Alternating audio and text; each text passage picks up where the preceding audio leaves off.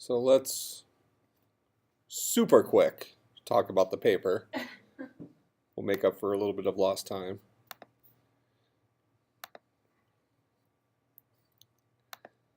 All right. Discussing the role of computer programming in the IT industry, it is widely believed that computer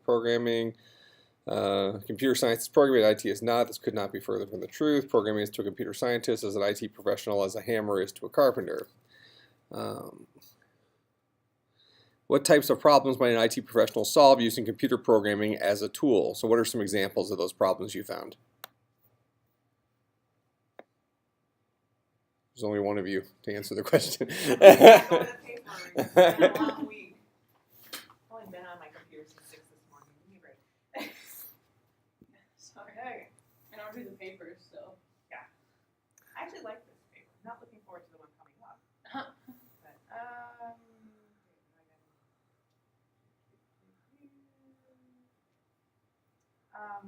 it allows you to think like the machine, which usually gives you a better understanding of limitations and whatnot surrounding.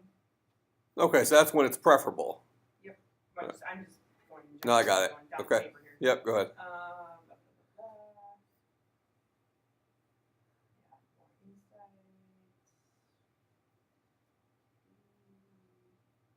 Allows you to reuse materials a bit more, because you can take an existing application and write in between whatever they're, and people call them layers and other things, to get from one system to another easier.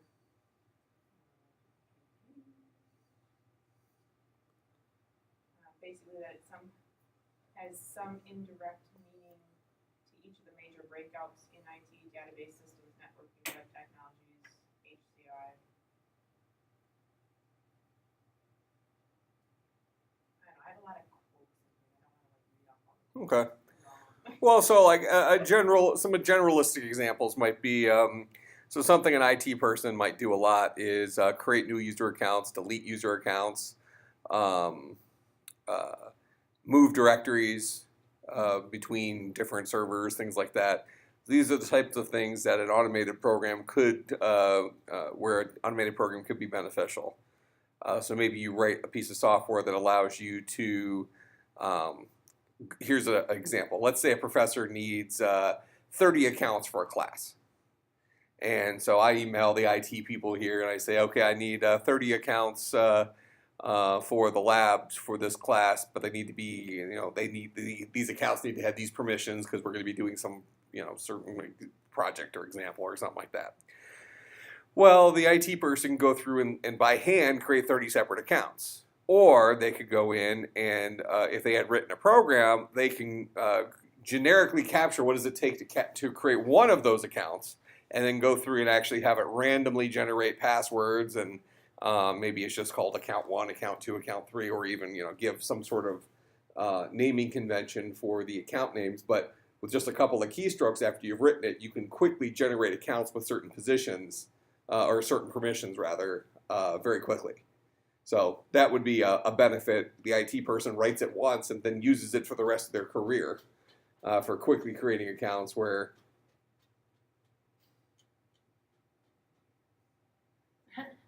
something must be in the duct system. I heard it started there and then it was traveling to the wall. It's probably a rat. It's reassuring. Yeah, well, it could be worse things.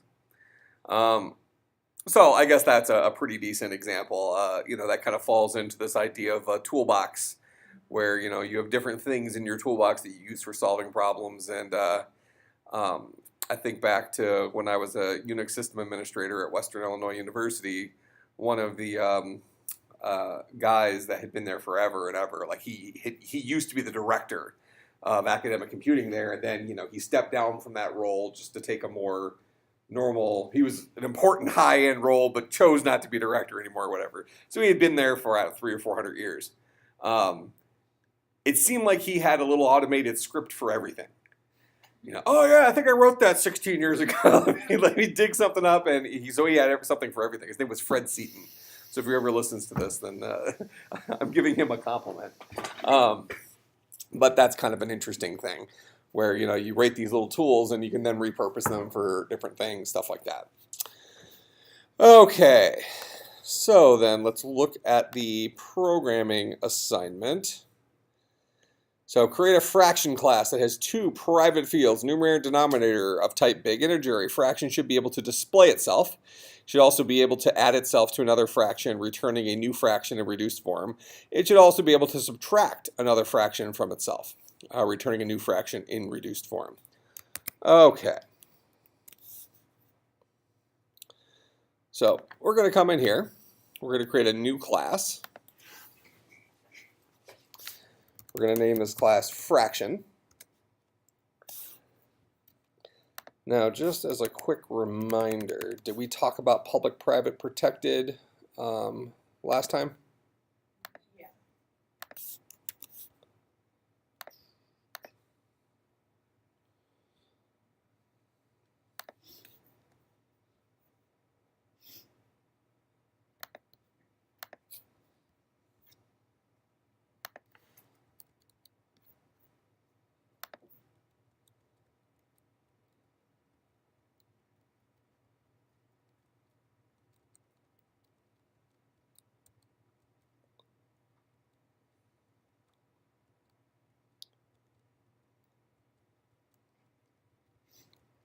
Are you sure? Yeah.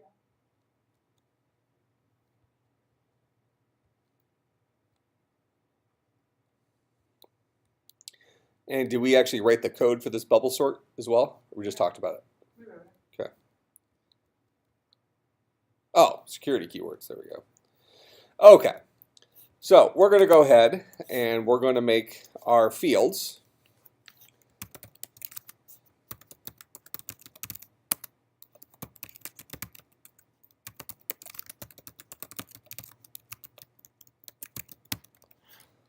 Both private, call them numerator and denominator. They're of type big integer, so we're going to have to import java.math to give us access to those. Then we're going to write a constructor. And remember, when we call these guys fields, that is, they are variables that belong to instances of this class. Well, they're variables that belong to this class. If they're instance fields, they belong to instances of this class. If they're class fields, they belong to the class itself. So in this case, we have instance fields because there is no static in front of them. So we're going to go ahead and create our constructor, fraction. Did I dictate how fraction should be created?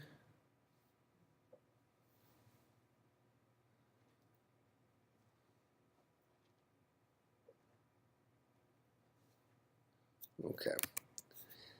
So we can build fractions however we want. So I'm going to take in a int numerator, actually just for the sake of having it work for all sorts of things. We'll take in a long numerator and a long denominator. And this will allow us to practice using the this keyword. So what's the this keyword again?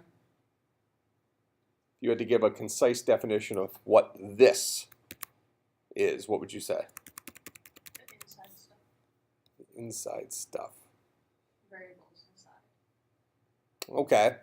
That's how you access the variables inside, but what specifically is the this keyword? What does the this keyword refer to? Yeah, the instance itself within itself. That's what I meant to say. Well, that's not what you said. All right, so this dot numerator is equal to numerator. So this allows us to practice with the this keyword, but notice that this dot numerator is a big integer. Yet I'm trying to set it equal to something that's a long. So I need to build a big integer using the numerator that was passed in here. So I'm going to say a new big integer. And I think one of the constructors for big integers allows us to pass it a string, right? So we can create a big integer using a string as a parameter.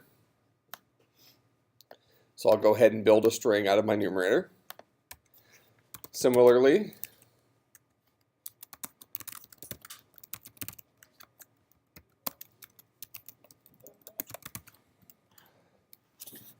I'll build a big integer out of my denominator. Now, again, notice Whenever we use a variable, it resolves to its most local definition.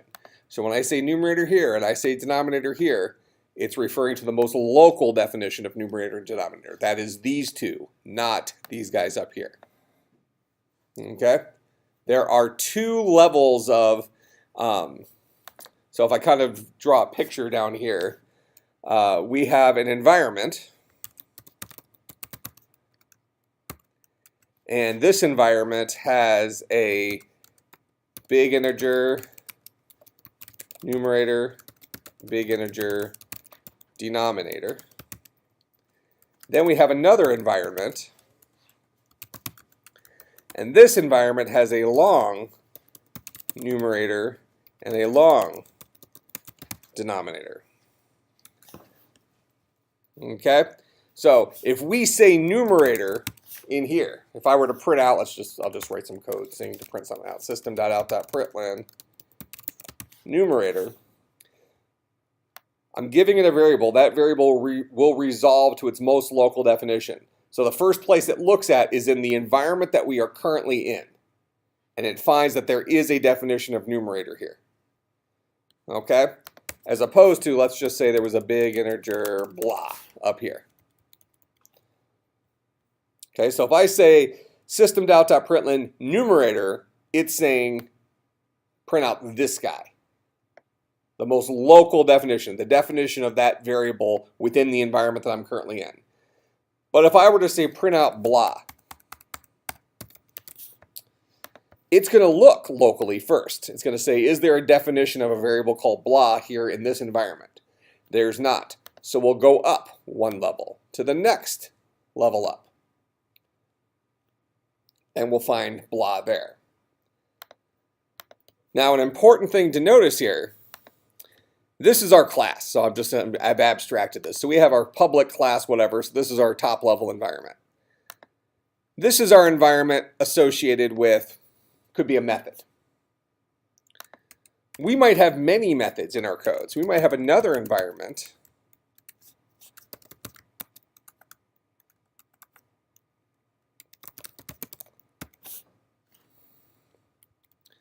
that defines blah. So let's just say that our code looks like this from an environmental perspective. Okay? If I'm inside of this likely method, this is likely a method, and this is the environment associated with this method, and I try to print out blah, the first thing this is going to do is it's going to look locally in this environment and say, is there a variable defined in here named blah? It's going to say, no, there's not. Now, just being human, we see blah is represented in two separate places. It's here, and it's here. Understand that this environment lives within this more global environment. This environment lives within this more global environment. But these environments themselves have nothing to do with each other. Okay? So when I try to print out blah right here, I'm going to look in my local environment for a definition of blah. When I don't find it, I'm going to step out one level. I'm not able to step into this environment here. When I step out of this environment one level, I'm at the global environment here, where I see we have a definition of blah.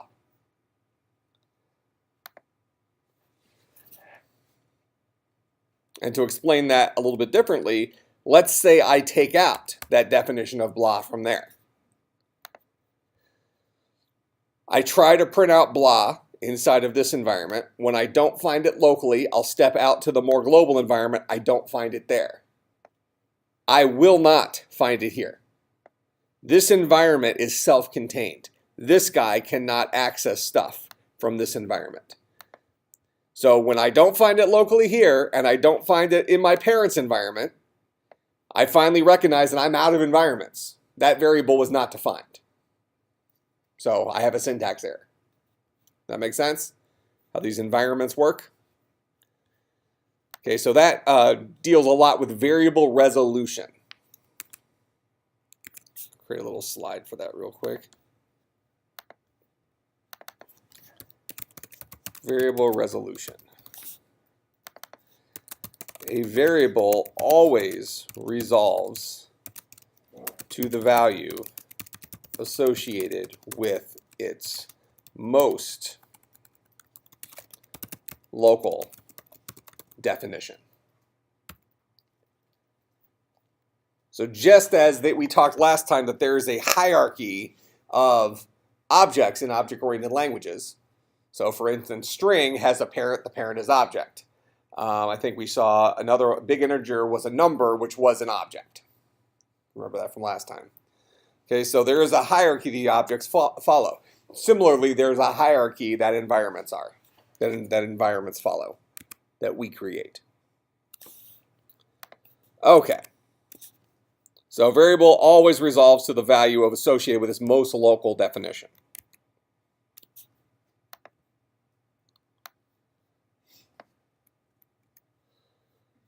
Okay, so we have our fraction. We have our local environment here. So this is our internal environment. We have a numerator and denominator defined there. So when we say numerator here, it resolves to its most local definition, which is this guy. When we say denominator here, it refers to its most local definition, which is this guy. When we say this dot numerator, we are bypassing the environment rules. We're saying go to the very top and look at this object's fields, and you will find a variable there named numerator. Okay, so we're bypassing the normal variable resolution rules. We're not searching the hierarchy. We're just going right to the top. So we're setting our global numerator variable, which is accessible anywhere inside of the fraction class. Because everything that's in the fraction class exists within that more global environment. So this dot numerator is going to be equal to a value. The value for a big integer is created using the big integer constructor. So this is our constructor for big integer. One of the constructors for big integers takes a string as a parameter. Let me go to our Java documentation here.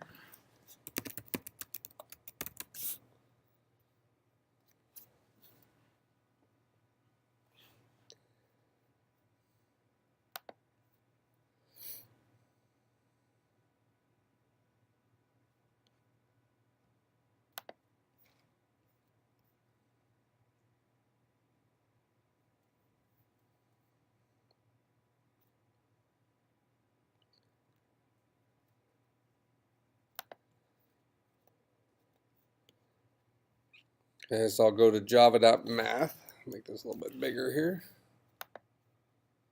There's our big integer. Notice, like I was mentioning last time, big integer has a parent number. Number has a parent object. So that's the hierarchy of objects associated with big integer. So we're going to come down here to the constructors of big integers. These are the different ways we can build a big integer. And one of these ways is right here. We can build a big integer using a string. And the string is a representation of a decimal value. So if I want to make the big integer representation of the number 123, I would pass it the string, double quote, 123, double quote. Okay? So this is one of several constructors, one of 6 constructors, and we're going to use this guy. So a constructor is a special method that does not have a return type that helps us build a variable. And constructors are always called following the new keyword right here. The new keyword is our real estate agent that boils down to a memory address. So this dot numerator is going to be equal to a brand new integer. We're going to use the string version of that constructor, pass it the string version of our numerator. So this concatenates our numerator onto the empty string. Similarly, this does the same thing. If I were to print out our, let's do it this way. So inside my constructor, if I were to print out this dot numerator, this dot denominator, generically speaking, what would display? Generically speaking. Memory address? Potentially a memory address. So I'll go more generic. I think in this case it would not be a memory address if memory serves.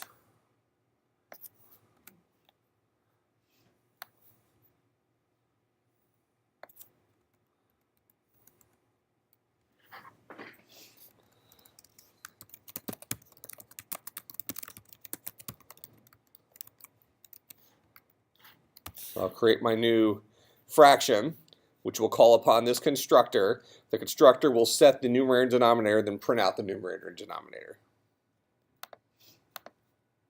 I think this should print out 1 and then 2.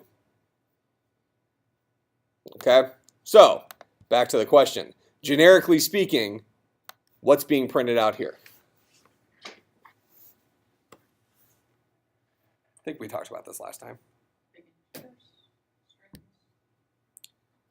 There's a special method that the println method calls every time. We talked about toString last time. Okay, so the toString method is inherited from object. So all the way at the top of the object-oriented hierarchy, we have the object class. And built into the object class is a method called toString, which returns a string representation of an object. The default toString method, the one that belongs to the grandparent up there, returns a memory address looking thing. So generically speaking, whenever we print out a object like we're doing here, we're printing out a big integer type object.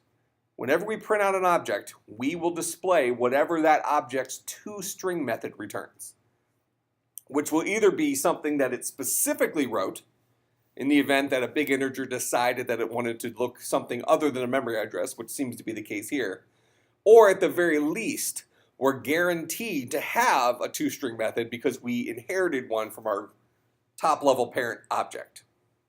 That make sense?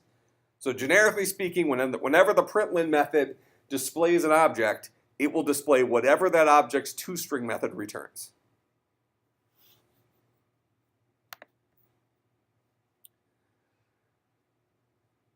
Okay, but at the very least here, we just proved the order of operation here. We create a fraction, f1.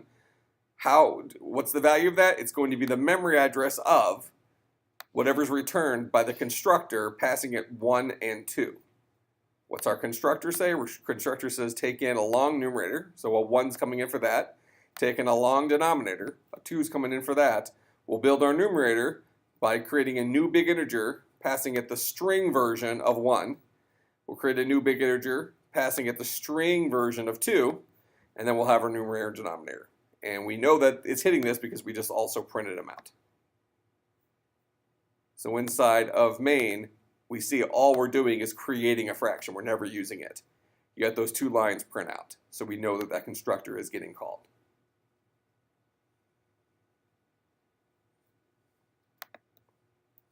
Okay, so there's our numerator and our denominator.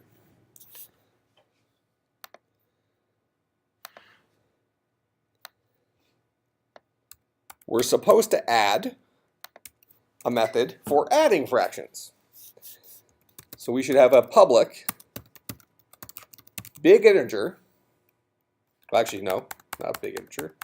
It's a public fraction add, and this guy will take a fraction f as a parameter. So that allows us to add this fraction to f.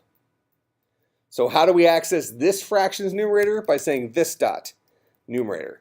How do we access that fraction's numerator? By saying f dot numerator, except we cannot access f dot numerator. If I try to say f dot numerator, it's going to yell at me. Actually, it's only going to yell at me in a second.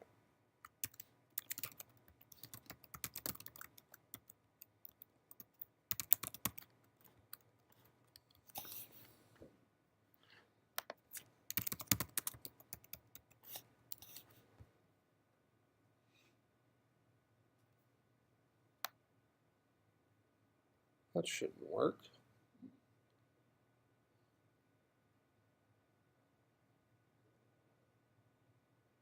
Well, maybe it should work.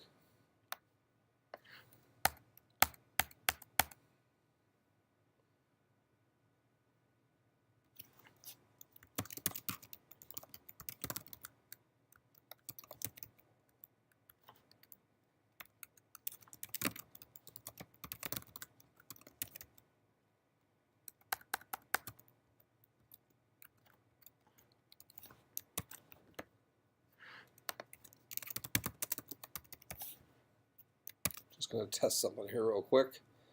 So my add method doesn't do anything about adding right now. It's just going to take in a fraction, and then I'm printing out whoever's add method we called. We're printing out his numerator, and then we're also going to print out whoever was passed in his numerator.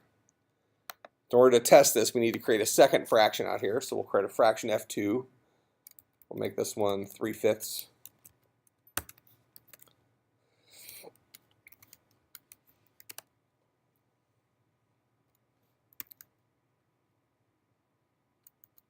And then we'll say f1 dot add f2. And we should get a 1 and a 3 displayed. Okay. This is actually somewhat confusing, I think. We made these variables private, correct? What does it mean to make a field private?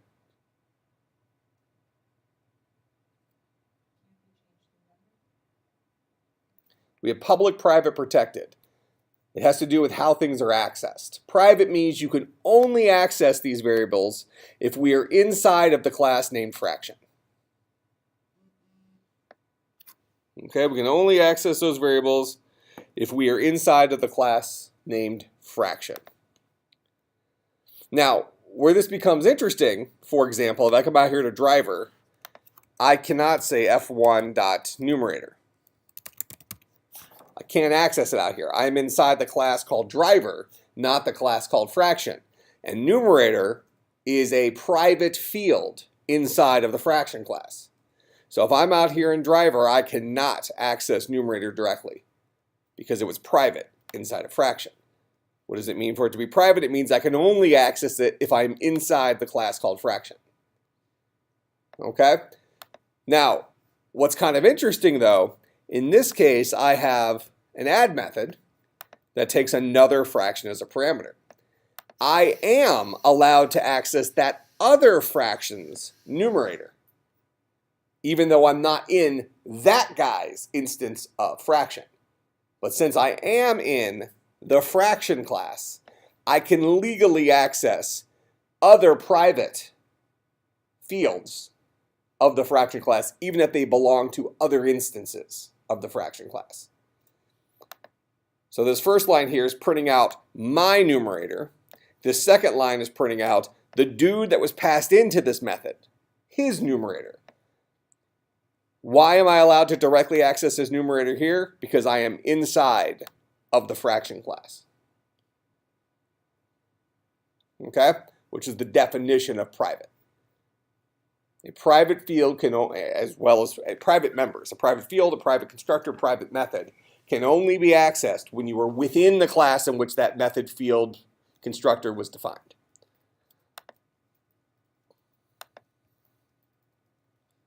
So this is almost a convenience because it allows fractions to play well together. We didn't need to write, remember last time we talked about setters and getters? Also talked about accessors and mutator methods, kind of older name for it, which allows us to provide read-only access or rewrite access if we choose to do setters as well for private members of a class. We did not need to write a getter for a fraction in this case because all the math, all the things that we're doing dealing with fractions happen within the fraction class. So this fraction can access F's private fields because we're still inside the fraction class. Kind of like a special club. All right? So adding fractions requires us to come up with a common divisor, right? Well, common denominator, first of all. In order to get a common denominator, the easiest way is to cross multiply. Okay? Well, easiest way is to multiply the two denominators together, giving us a new denominator, then cross multiply to get us our new numerators, do the addition, then reduce. Okay? So, we're going to say big integer, new denominator is equal to a new actually we'll just say is equal to this dot denominator dot multiply f dot denominator.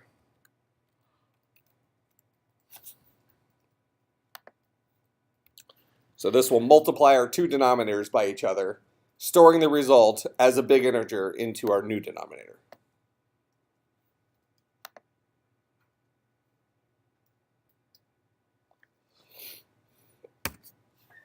Okay, new numerator. We'll just do this step by step. New num1 is equal to this dot numerator dot multiply f dot denominator.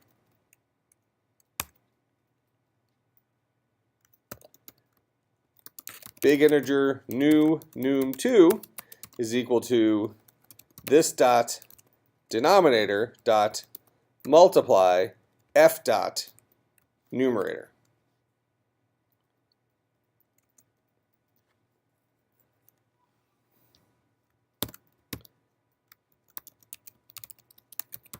Actual new numerator is equal to new num1 dot add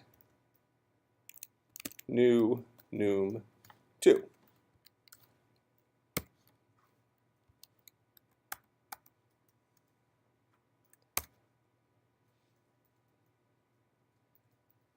This will be unreduced, not reduced. And then we'll set this dot numerator equal to actual. Well, actually, this guy's returning a new fraction.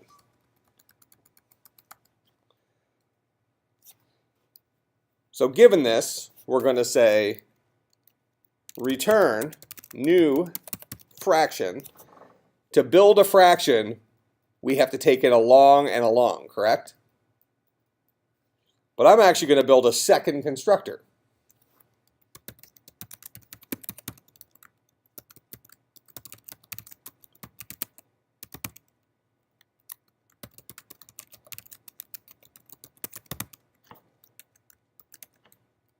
So now we have two different ways of building fractions. We can build a fraction by passing it two longs, or we can build a fraction passing it a numerator, two big integers.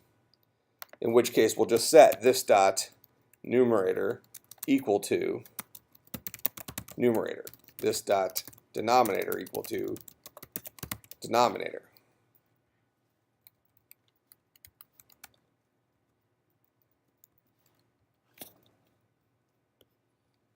Okay, so two separate ways we can create fractions here. The one we called out from driver is the one where we passed it two longs. The one we're going to call from within our add method is the one where we pass it, and here I'll actually break this down into another line here. So I'll say fraction answer is equal to a new fraction, and we're going to call the version of the constructor that takes two big integers, because we have a new denominator and a new numerator. So we'll say actual new num and new denom.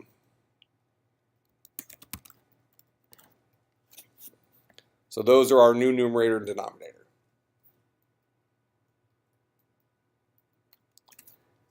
And then we'll return answer. Now we could have compressed these lines into a lot less. We could have done this in actually really one line. It would have just been a pretty nasty looking line. So instead we just took it step by step. Figured out our new denominator right here. Figured out our first new numerator, our second new numerator, so this is our cross multiplication. Then added those two together. And that's our actual new numerator after the addition. Then we're going to build a brand new fraction using our new numerator and denominator. And then we'll return that fraction.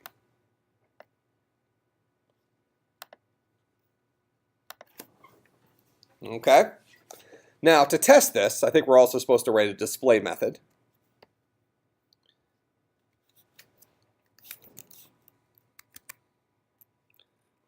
Did I say display or toString?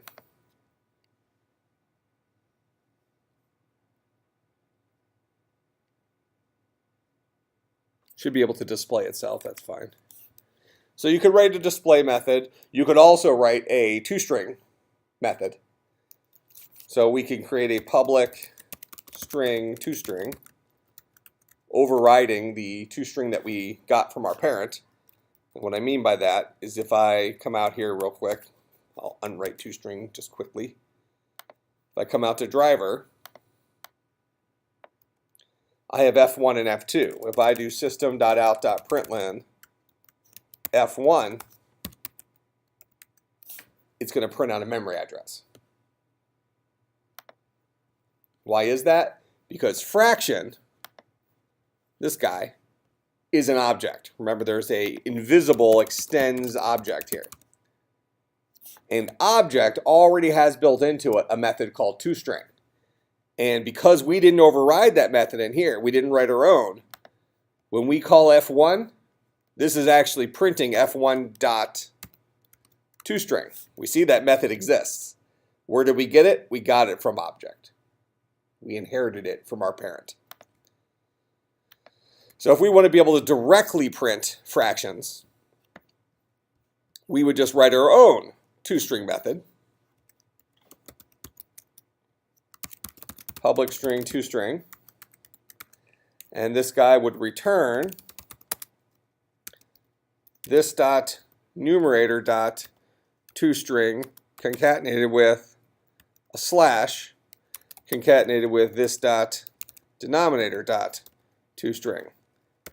And we know we can do that because we've seen big integers print themselves, and they print themselves like nice, well-behaved numbers, not memory addresses, right? So we know that that's what a big integer's toString method does. It will return a string representation of this big integer that looks like a number.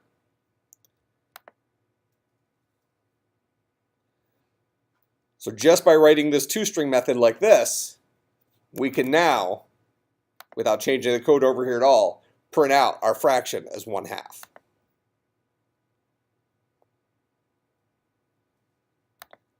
Okay, so fractions now know how to display themselves. Similarly, you could have just written a quick little display method.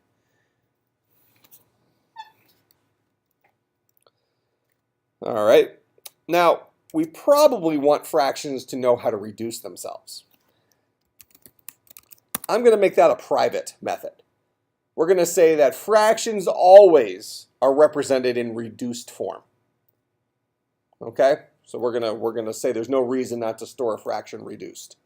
Therefore, before we ever return a fraction from any of our methods, any of our instance methods, we'll always call upon our private reduce method. Okay? So we're gonna have a method called private reduce that's gonna take no parameters. Why? Because it already knows about this numerator and this denominator. Okay? Already knows about those guys. So the first thing we're going to do is we're going to get the greatest common divisor. So big integer, GCD. That's your phone. Oh, oh, it's coming from like right here. I get it. I'm like, it's like the sound is bouncing. To me, it seems like it's coming from like back here. That kind of made my night, actually. I thought it was really funny. Maybe there's something going on with my hearing, because I also thought I heard that rat crawling over there. Well, we heard it too, though. But no, did you hear it, or did you hear it actually move towards this wall? Oh, okay, I gotcha. You heard that move. Okay, so then for the ringtone, did you hear it bouncing off this wall, or did it sound close to you? I don't know. It's the acoustics at this corner. I'm convinced. You have a nice corner there. I know, something. All right, so for reduce, we need to first figure out the greatest common divisor between our numerator and denominator. So we're going to say this dot numerator dot GCD dot this dot denominator. This is going to boil down to the greatest common divisor of both our numerator and our denominator. That's that Euclidean algorithm we talked about last time.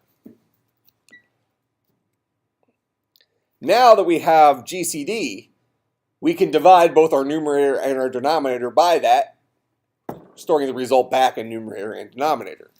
So I'll say this dot numerator is equal to this dot numerator dot divide GCD. So I'll overwrite my numerator with whatever my current numerator is divided by GCD. Similarly, I'll say this dot denominator is equal to this dot denominator dot divide GCD.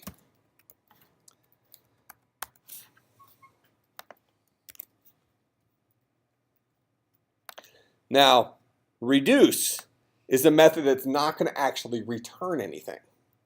So I'm going to set its return type to void. We are not returning a fraction here because all it's doing is it's updating the numerator and denominator of this fraction. Does that make sense? Nothing to return. We're internally updating our values.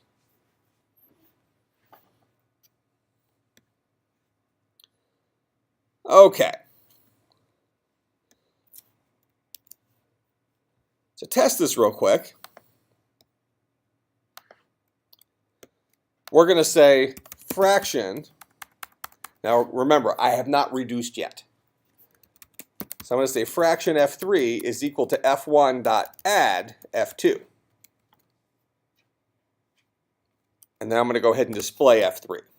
So f3 should be 1/2 plus 3/5 not reduced. Okay? f1 is 1/2, f2 is 3/5, f3 is f1 add f2. We call our method that we wrote here our add method. That takes another fraction as a parameter and does all the adding. And then we're going to display f3. So f3 should be correct but not reduced right now. 11/10. Okay? It actually is reduced. So, but we lucked out that it was reduced. Here. There, 1/4, 1/4, 1/2. So we have 6/8, not reduced. Okay? What we're going to do now is before we return answer inside of add, we'll say answer dot reduce. So we will reduce that fraction. So we figured out our answer right here, but before we returned it from our add method, we had that answer reduce itself. So fractions know how to reduce themselves, but only within the fraction class, because we made that method private.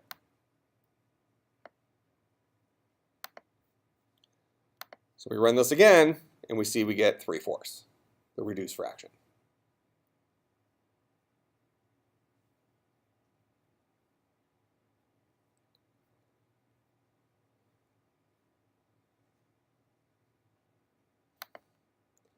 Okay, what about subtracting fractions? Same thing as adding, except we subtract.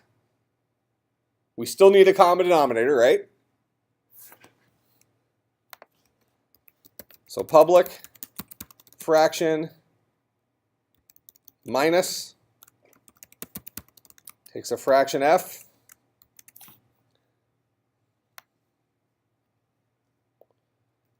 So here, I'm actually going to steal all these lines because we're only making one little change.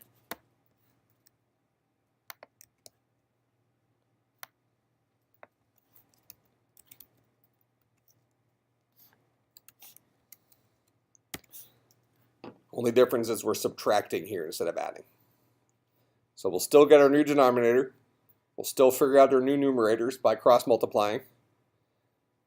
Our actual new numerator will be based on taking our first one and subtracting the second one.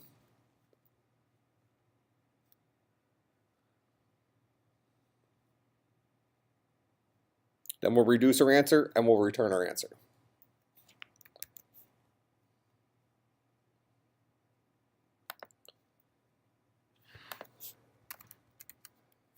Three-fifths minus 2/5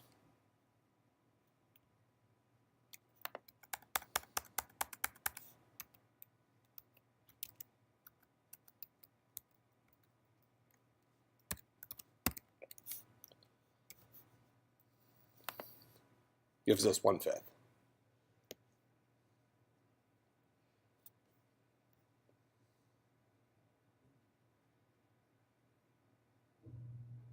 That makes sense? Okay, does that fulfill the assignment, I think? And, yep, I think so. Now, what would you say, so here's our fraction class. What would you say about this solution compared to what we wrote last class, where we had our big integer-based fractions? Is one of them longer or shorter than the other one? Or would you say the amount of code is similar? If we look at our fraction class, the amount of code we have here is probably not that dissimilar to what we had in our inside of driver last time. But what's very different is look at driver. Look how simple this looks. Driver says create a fraction, create another fraction, subtract them, print it out. So one of the goals of object-oriented programming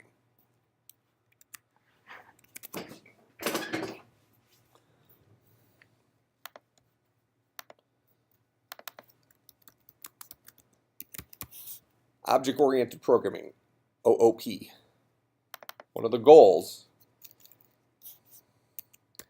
is encapsulation, hiding the details behind the walls of an object. This goes back to our very first class when we talked about the object-oriented version of the telephone versus the procedural version of a telephone. Procedural version of a telephone, we see a big pile of wires sitting there. We believe it's a phone because we can go up and hear the dial tone or whatever, but at first glance it looks nothing like a phone. The object-oriented version of our phone, however, looked like a phone. All those details, all those wires were still there, they were just hidden inside of that phone object. And that's what we've done out here.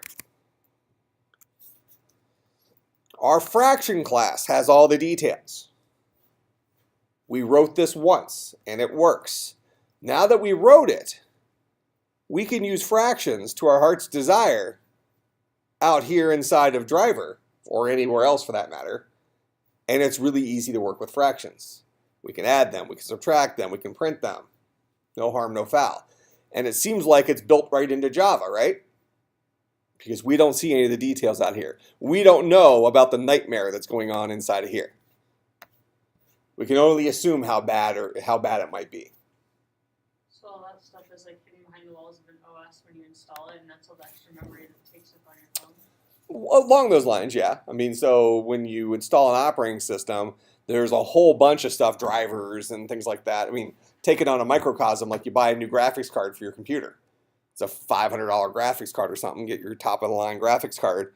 Well, that graphics card does a whole lot of stuff. And it maybe doesn't even look that different than last year's model graphics card. But what's inside it, the wires and stuff like that, on the physical hardware, is different, as well as the software that drives it, the driver that drives it.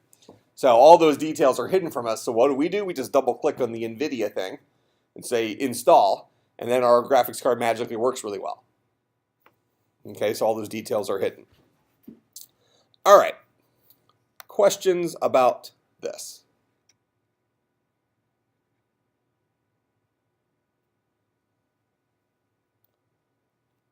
All right, so that's an example of our fraction class.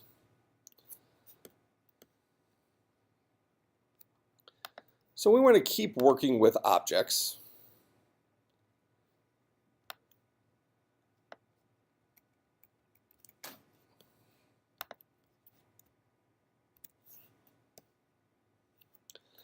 So what we're going to do is we are going to work on how many of you have played the game Connect 4? Played the Connect 4 before? Okay, so we understand the game. So we look at what a Connect 4 board looks like.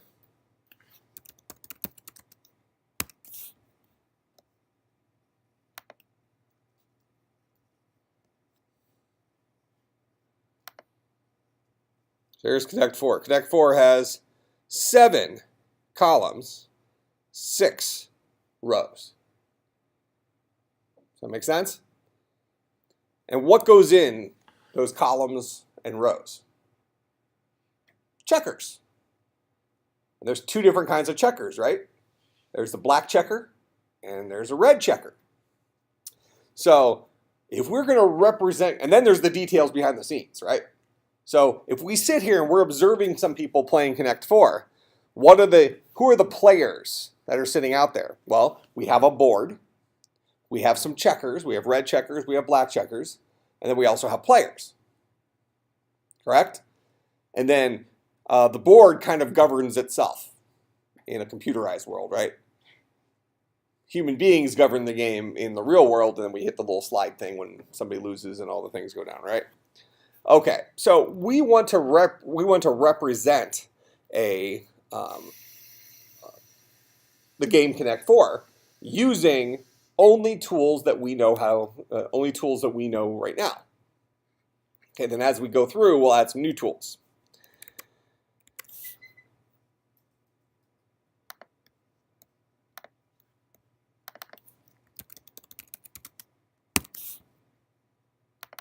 Connect 4. So our objects, we're going to have a board. We're going to have a checker.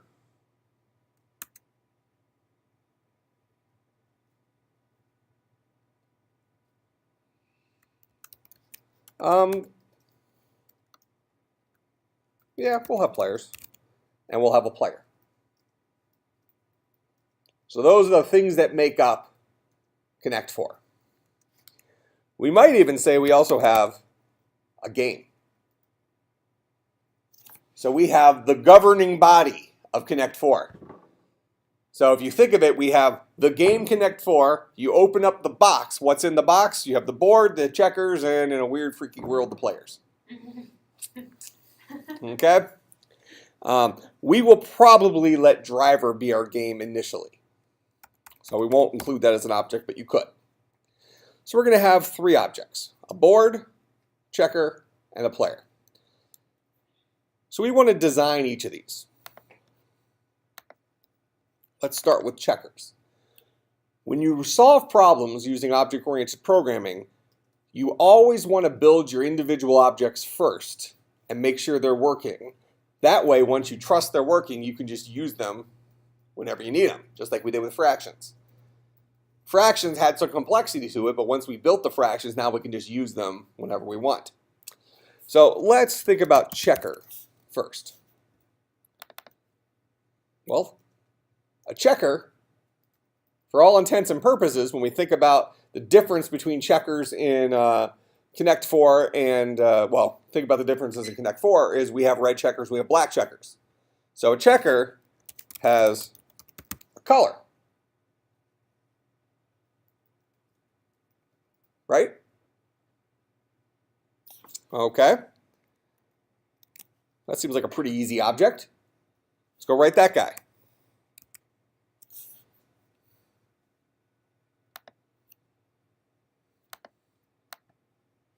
I'll create a new class. Call this guy checker.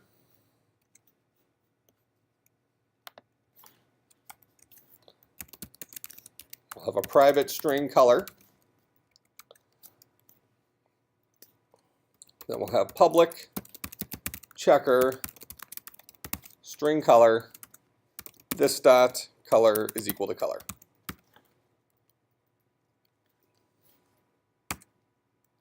And then we're going to go ahead and give ourselves a getter so we can access the color. Public string get color. And this guy will return this dot color.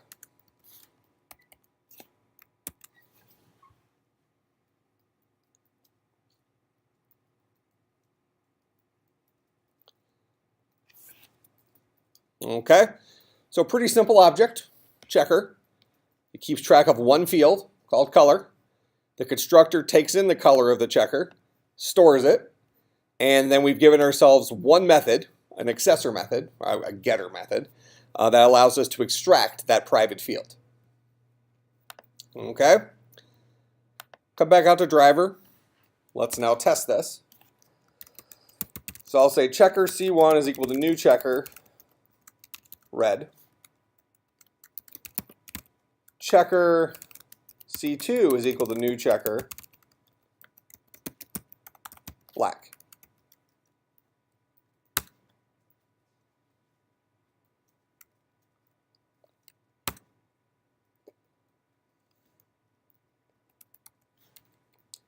Now, let's say down here inside our driver, we're going to write another method.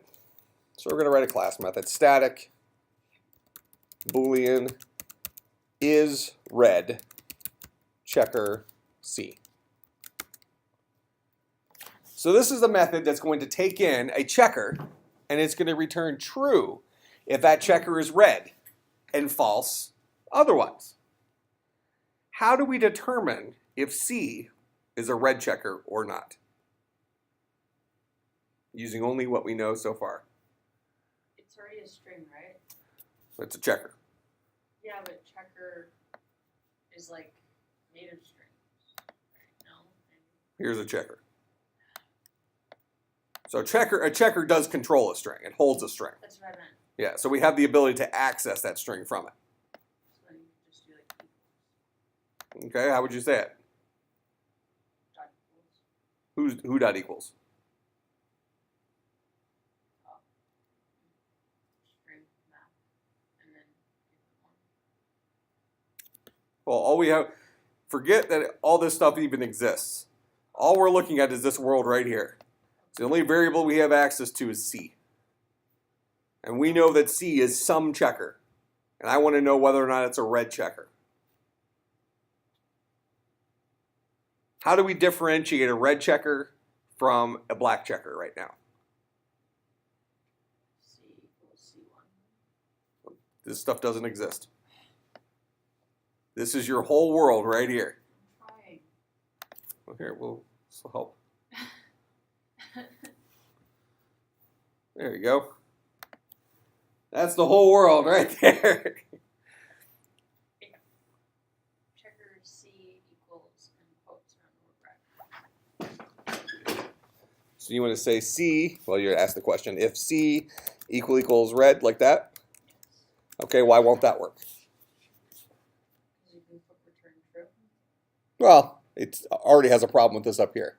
Well, equals is for like certainly equals, but then dot equals is for not so certainly equals. That's a really bad explanation. You know what I'm So you saying? want me to say this? Yeah. Okay, why doesn't that work? I don't know. What's this guy? What kind of animal is that? String. It's a string.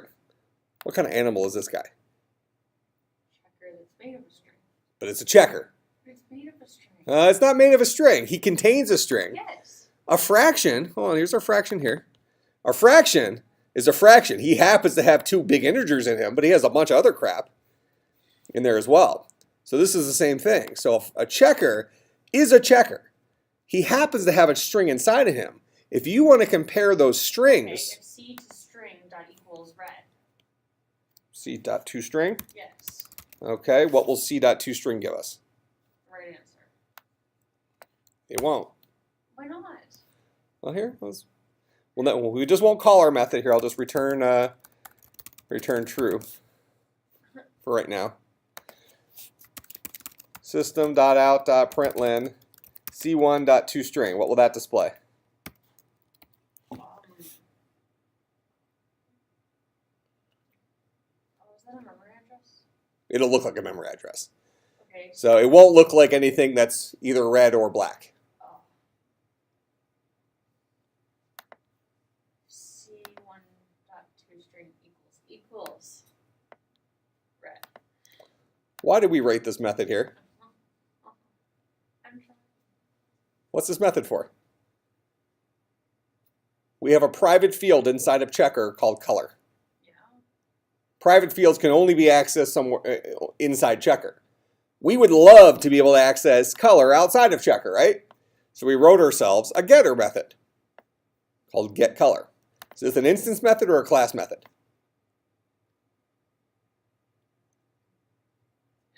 Instance method. How do you know? It doesn't have a class name. That's how we call it. This is it being defined. How do we know this is an instance method? By looking at its definition. There's no static. No static. Okay? So, therefore, how would we call this method? If it equals color. Oh, Just how would we call the get color method? Forget how we're going to use it. Just how would we call it? dot get color. Dot get color from an instance of checker. So we could say if C dot get color, this is the color of our checker, correct? That's a string. So C is a checker. C dot get color is the string that's inside of our checker. Make sense? Then is it equal or not equal? It's dot equals. And we'll talk about why here in a second. So here, let's just try to do equal equal. Oh, because one of them like goes to the pointer and one of them like sort of doesn't. Yep. The double equal sign, this is the equivalence operator for primitive types. So it is how we compare primitives to each other. Ints and chars and booleans and pointers. So what this is saying is this guy, C.getColor, is it the same pointer as that guy? That make sense? Yeah. We want to know, do they have the same contents? Now, the reality is, let me just do something here real quick, just to confuse you more.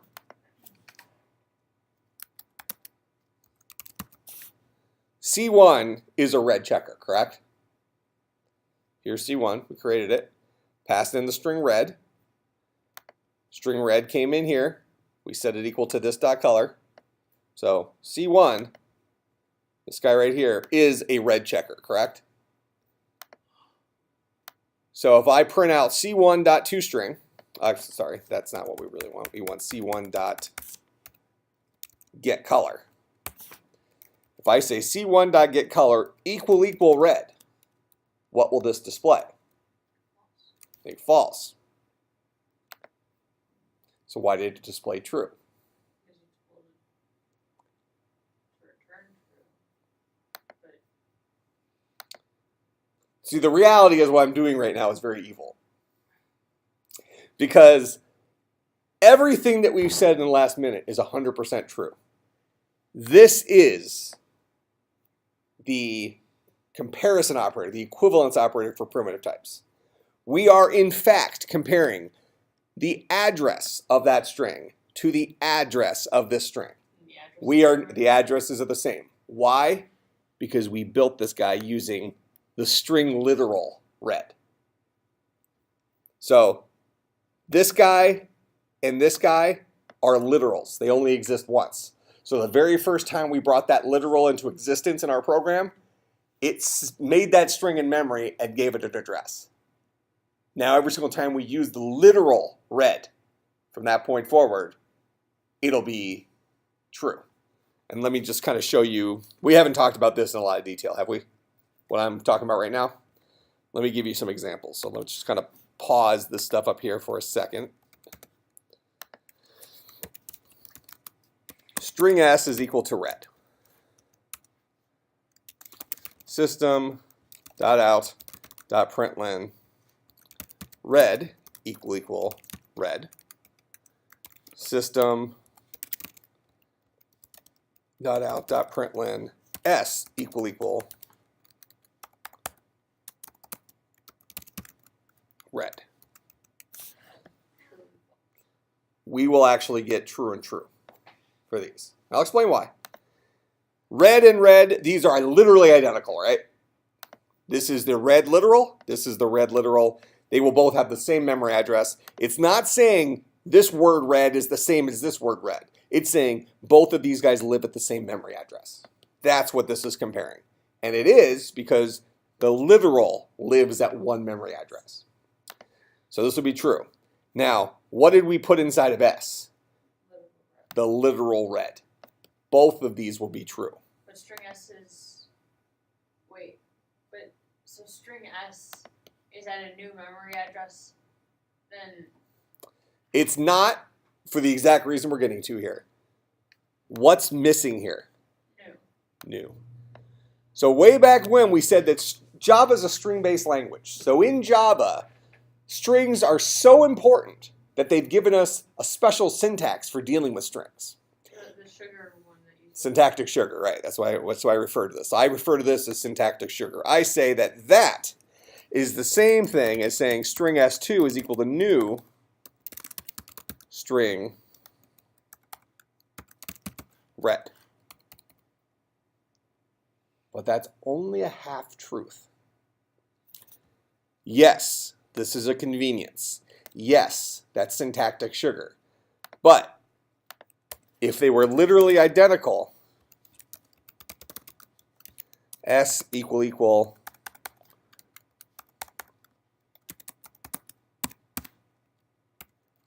would also be true. Correct? If this one's true and this one's true, then you'd expect this to be true. If you want to be weirded out even more, would you just, at the very least, would you expect this to be true? If S equal to red is true, shouldn't S2 equal to red be true?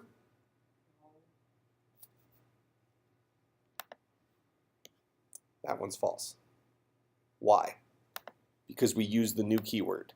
This says go and find us a new memory address to store a string built with this guy. It just happens to be built using the same string literal, but we're storing it at a brand new address. Okay? That's why S was built using the literal itself. So that guy is equivalent, memory address-wise, as the literal. The literal is equivalent to the same memory address as the literal. But S2 was, yes, built using the literal, but built in a new memory address. So is there a preference using one of these? It's not necessarily a preference. It's understanding how the equal equals and stuff works. Equal equals here only works when you're literally talking about the same memory address. It never compares the contents of the string. So the bigger issue here is, I would say that, so let me try to answer your question then. This is preferable. It's preferable to write the syntactic sugar because Java's given us that shortcut because we like using strings, and it's easier to define strings like that. Having said that, you should never compare strings using the double equal sign unless you truly intend to compare their pointers, to compare the memory addresses. If you are comparing one string to another string in terms of content, you should never use the double equal sign. It's never correct. Didn't we do that like in all a bunch of our previous programs or something? I would have. No, that was charged. Yeah. Yep, charts are different. So it's never right to compare strings if you're trying to, because 99% of the time when we're comparing strings, we want to know, is this string the same as this string from a content perspective, right? Does the string elephant equal the string elephant? That's what we're checking. We don't care if they live in the same place. We want to know if they have the same crap inside them, right? So with strings, S2 equal red is false, but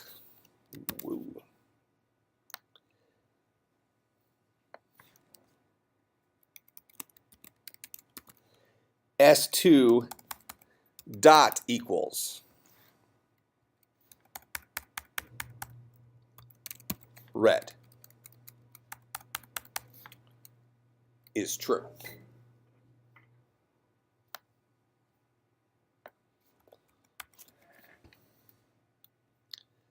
So this is kind of our defining moment here. S2 was built as a new memory address for the string red.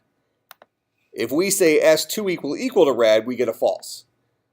S2 dot equals red is true. That is, S2 has the same characters in it as red has in it. There's our false, then our true. So this guy does not compare the contents. This guy does. That make sense? So double equal sign, the assignment operator, or the equivalence operator, is always, always, always, always the operator for comparing primitive types. So we use it to compare ints to each other, longs to each other, shorts to each other, chars, booleans, pointers, even though they don't exist in Java.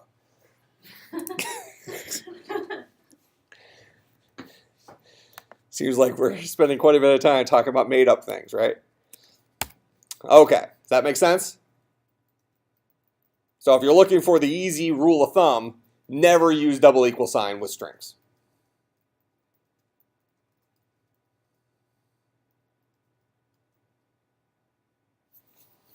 If you always follow that rule, the one time that you do use double equal signs, you will know why. Because you're trying to compare the memory addresses.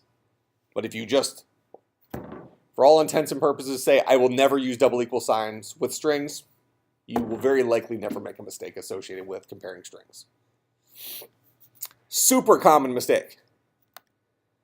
I just gave a quiz today in our compilers class, and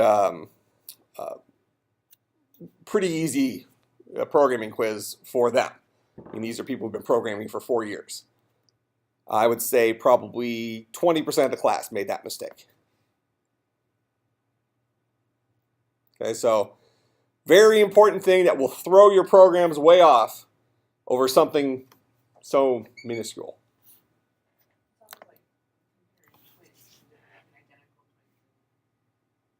Yeah.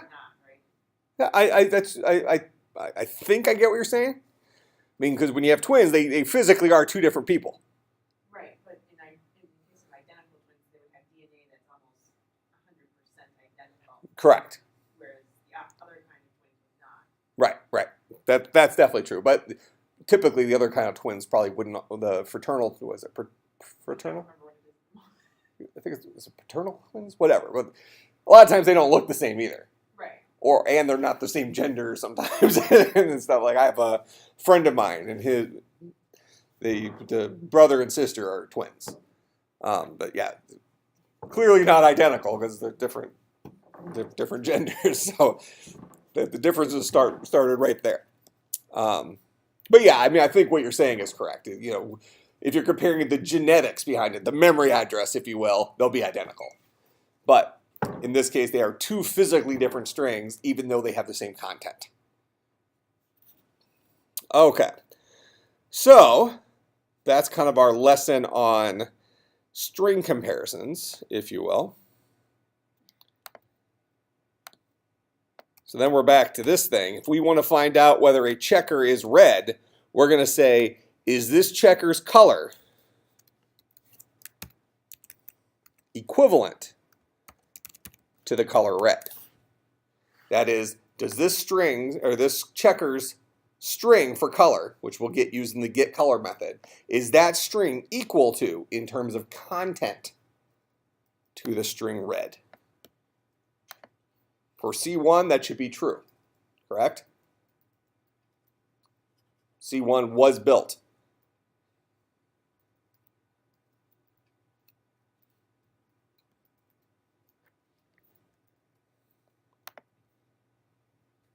For C2, this should be false.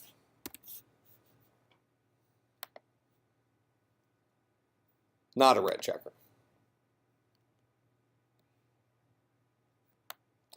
And if we want to see our little lesson that we just had in action, we can say C2.getColor equal to red, and we will see in this particular case it will be true because we built this guy using the string literal. So we almost get a false, I'm sorry, C1. This will be true. Because we built C1 using the string literal red. So we almost get a false positive. We think we've written accurate code here, but really we've written dangerous code. Code that would not always work. It just happened to work in this case because of how we built this guy. And how can we prove that? Because if I build this checker up here by saying build it as a new string, red, That is giving it a brand new memory address. Now it's false. That makes sense? It's not comparing the contents, it's comparing the pointers. So, again, back to our rule of thumb, always use dot equals when comparing strings, because it will never be incorrect unless you really don't want to compare what's in the string. Okay? But at least doing this, you'll never have those false positives. All right. Now, so we're going to write that method down here. This method is going to return true if they're the same and false otherwise. I'm sorry, it's going to return true if it's red and false if it's black.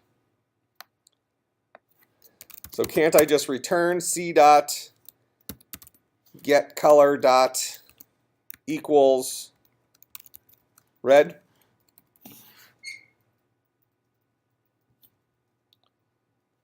If this guy is a red checker, what will that boil down to?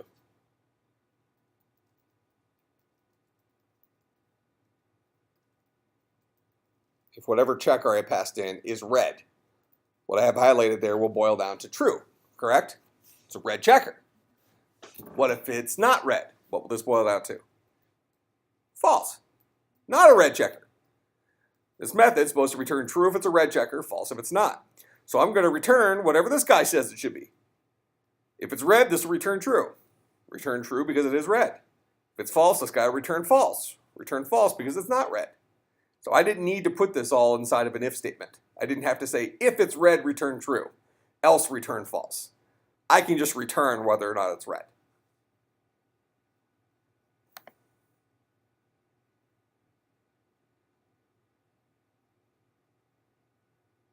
Okay?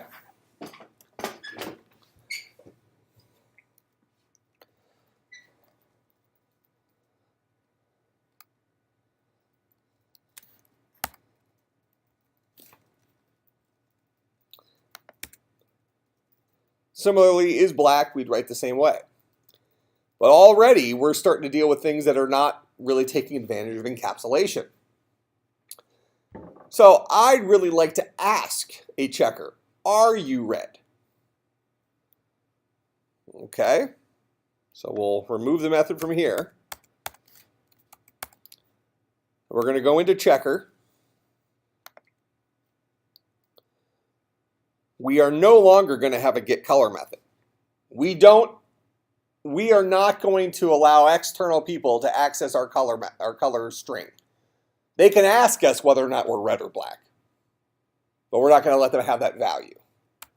So we're going to have a method, public boolean is red, and this guy will return this dot color dot equals red. So that'll be true if it's red, false otherwise.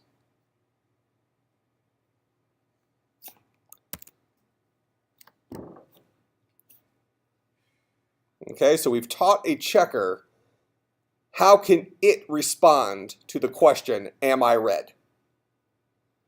It'll return true if that checker's color, if this checker's color is red, it'll return false if this checker's color is not. So now back out here in driver,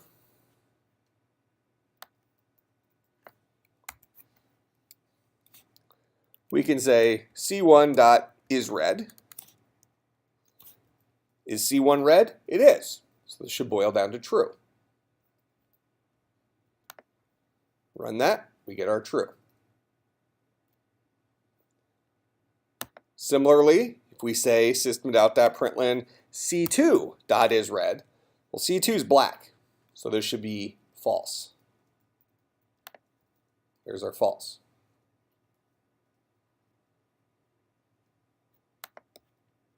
Now,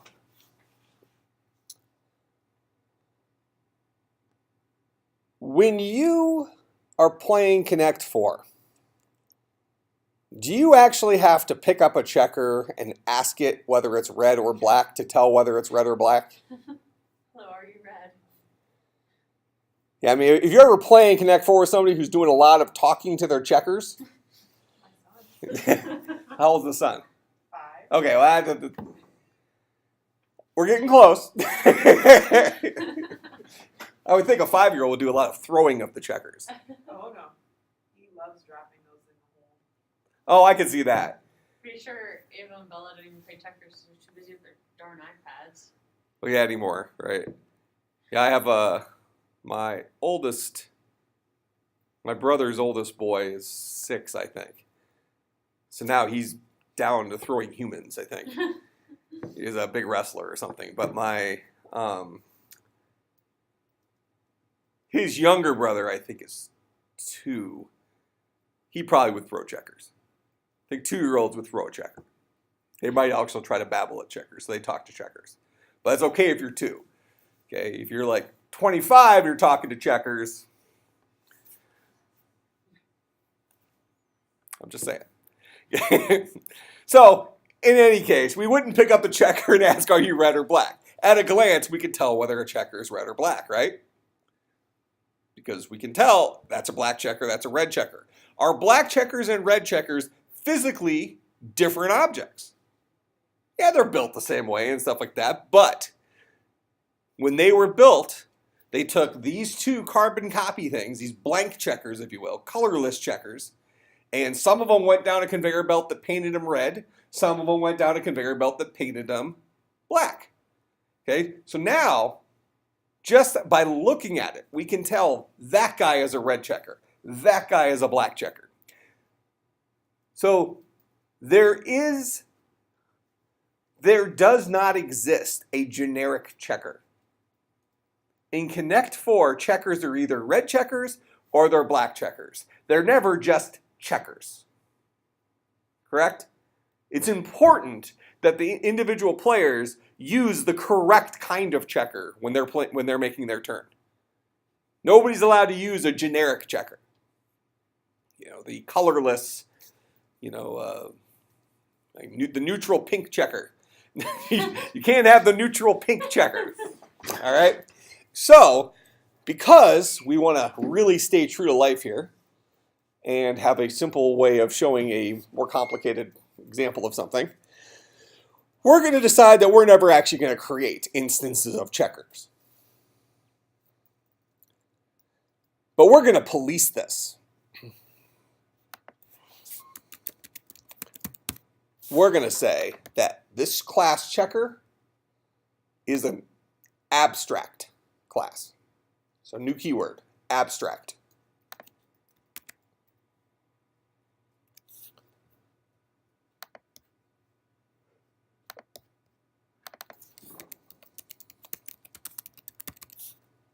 Abstract class.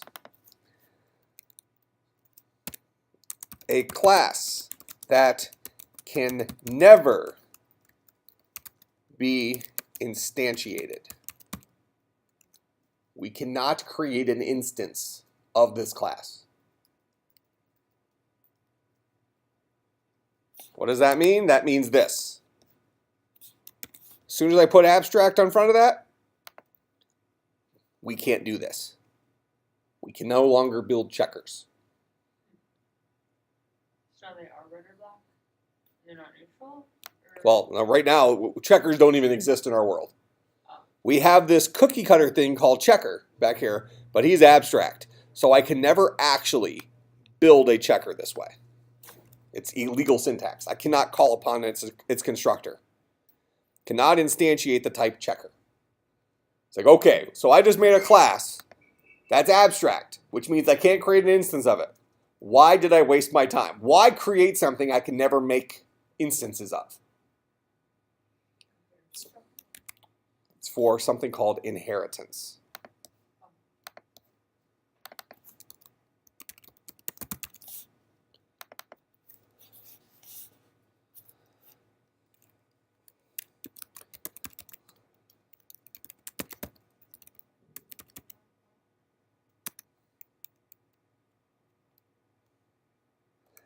A subclass can be a subclass of a more general class.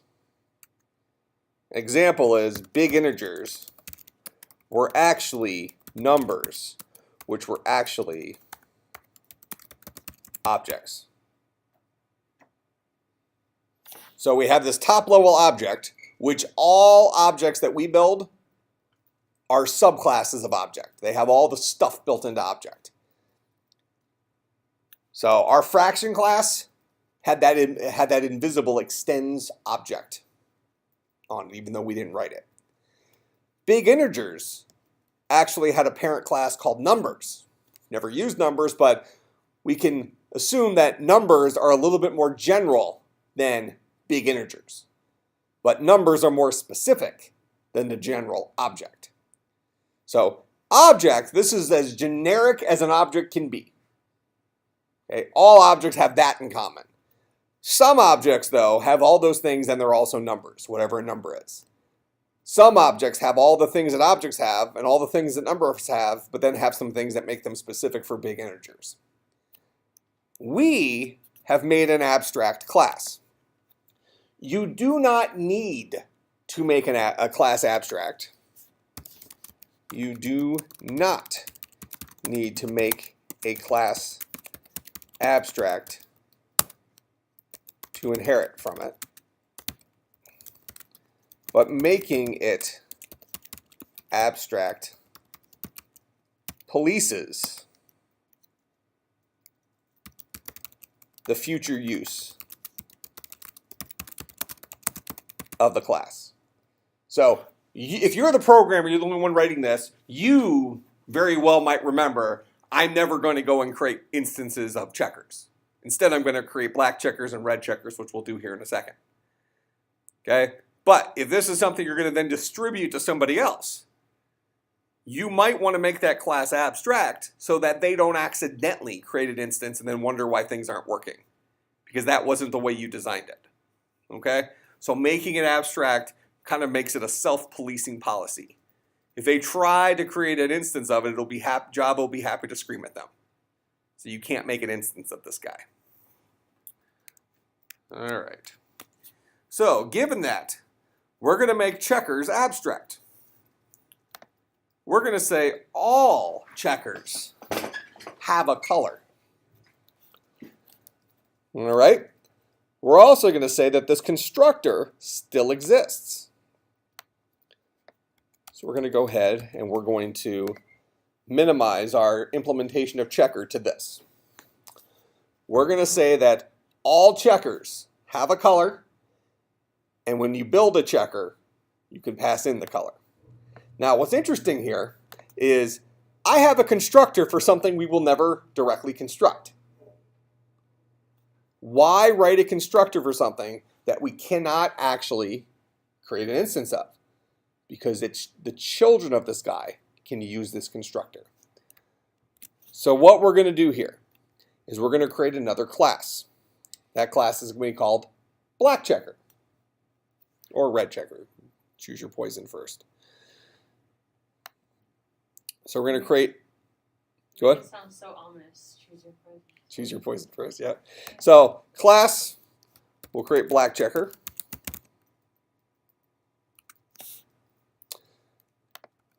So here's our black checker.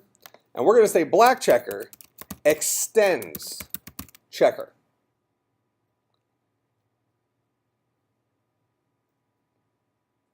Okay? Which means that a black checker is a checker.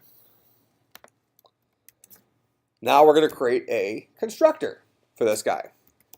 Public black checker, because all objects, their constructor has the same name as the object name itself. So the constructor's name is black checker because this guy's class is black checker. So to build a black checker, we're going to take in no parameters. And this guy knows how to build a black checker. How does it build a black checker? It calls upon its parent, super.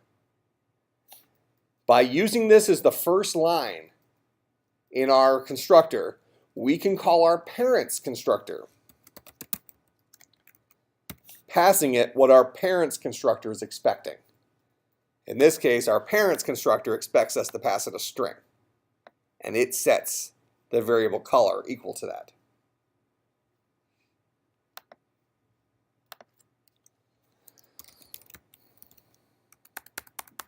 Okay, but right now we have an issue. If I am inside of black checker and I say this refers to this instance of black checker, correct? But if I say this dot color, I cannot access the color. Why? Color is private. What does private mean? You can only access it within the class called checker. But we're inheriting it, so. But we're not in checker. We're in something that is a checker, a child of checker, but we're not in checker ourselves, which is why we have protected. So private means we can only access it within this class. Protected means we can access it inside this class or children of this class. So this is what we were mentioning last time. Always make it as tightly secure as possible and then loosen the reins as you have to. In this case, we may not actually have to access color. We may not need to. But by making it protected, we could. Okay?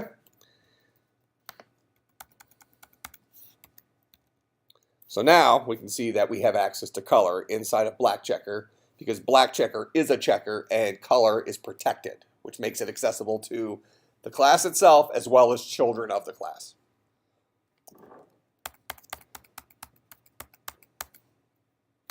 All right, but for right now, this is all that black checker is going to look like.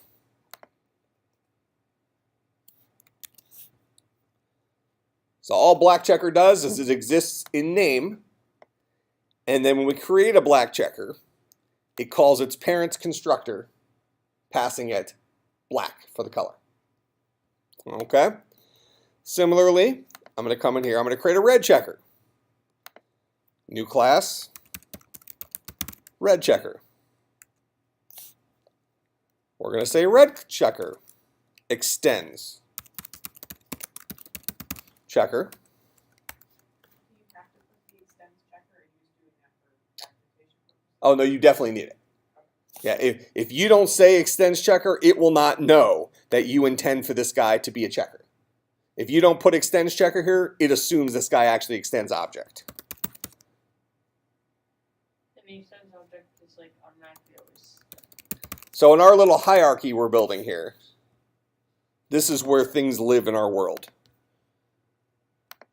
At the top level, we have object. Right below that, we have checker. Right below that, we have black checker,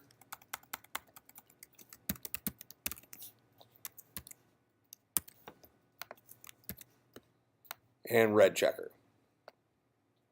Do we have driver before checker or no? Unrelated. Oh. Driver is just alongside of checker. Yeah, driver would be.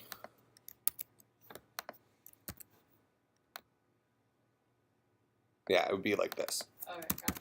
Driver is an object. It just also happens to be the object that has main in it. Yeah.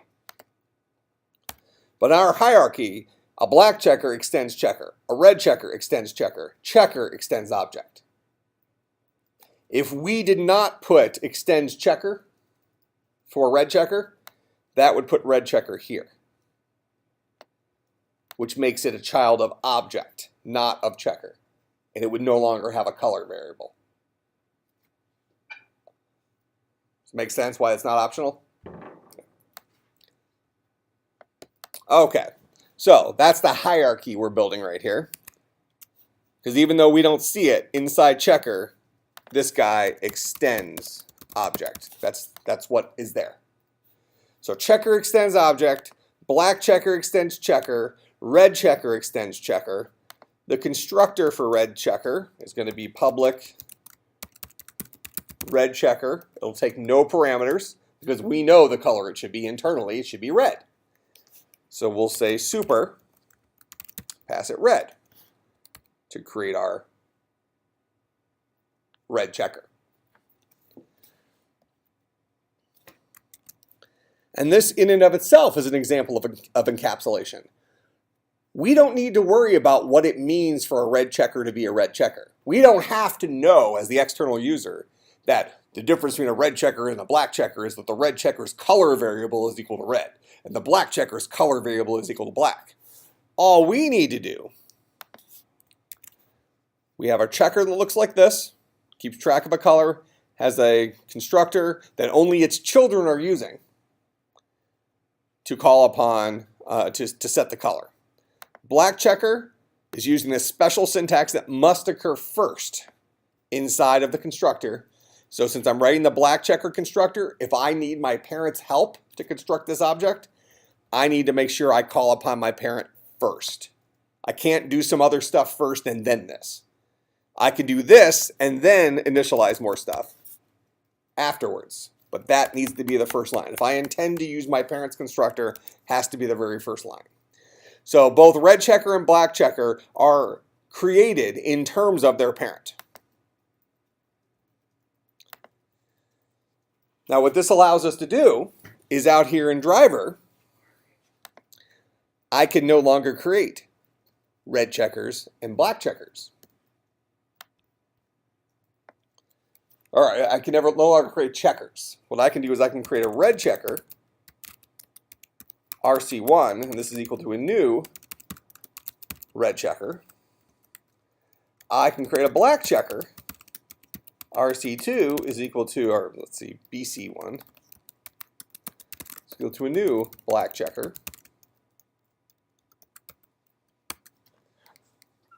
So I've created two separate objects, and both of these are checkers, because they both are created from a class that extends checker.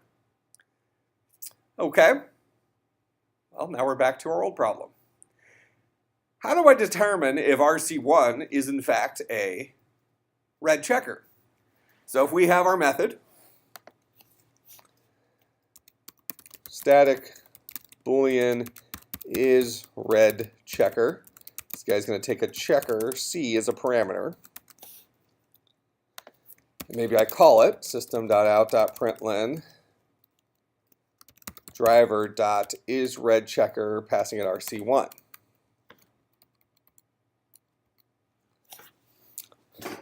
First interesting thing here. Our method down here, isRedChecker, takes a checker as a parameter. Correct? I thought we can't create instances of checker. I can't. I'm not creating an instance of checker. I'm not using the new keyword. I'm not calling upon its constructor. I'm merely taking as a parameter something that is of type checker. We actually have two different animals that are checkers. We have red checkers, we have black checkers. So while I would never pass this guy a generic checker, I can pass him a black checker, which is a checker. I can pass him a red checker, which is a checker. That makes sense? Now, the question is, if I'm in here, how do I determine whether or not C, which is a checker, is a red checker or a black checker? Keeping in mind, here's red checker, no methods in here. Here's black checker, no methods in here. And here's checker, no methods in here. These guys exist entirely as constructors. We have no getColor method. We have no isRedChecker method. But I want to be able to determine whether C, this particular checker, is a red checker out here without making any changes to the code in here. I'm pretty sure I've got all the same stuff written as you, except that where I have system.out.println driver.isRedChecker, where yours is italicized, mine is red underlined, and it says this method isRedChecker is undefined for the. Did you write this? Yeah. Did you write it just like this? If you type driver dot, it should fill in the blank for what you're dealing with. I did. Let me try it again.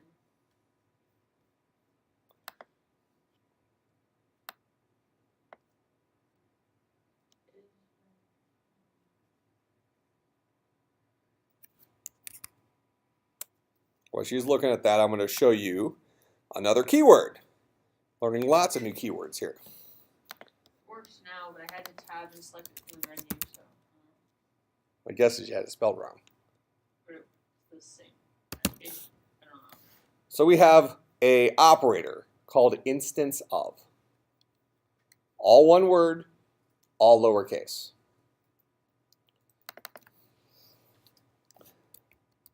Syntax is object, instance of, class name.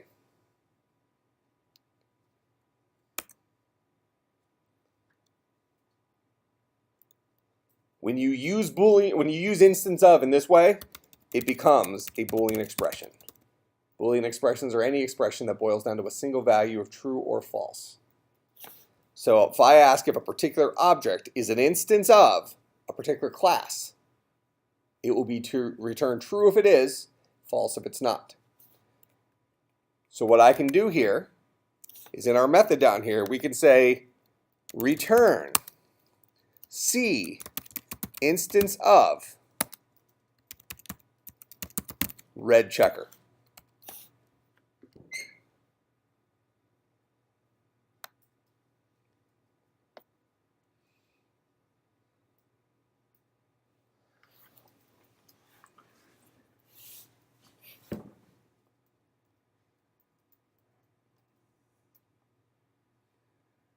So what I have highlighted there will boil down to true if the object that C points to, C is a generic checker pointer, but we know, because checkers are abstract, that C points to either an instance of the red checker class or an instance of the black checker class.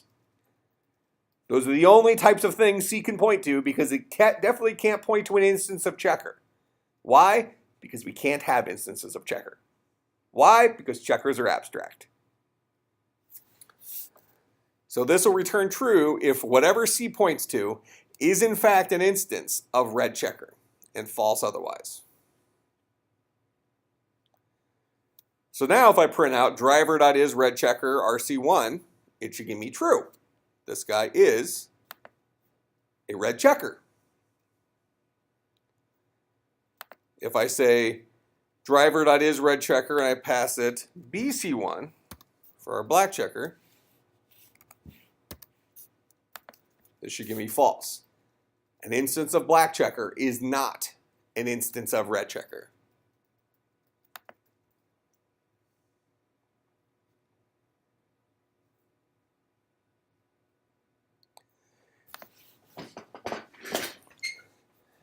And to spell this out even a little more, let me print out a couple of other things. So I'm going to print out RC1 instance of red checker. That should be true.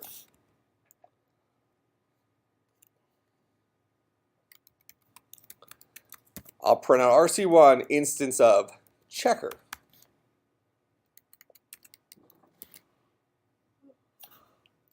BC1 instance of red checker.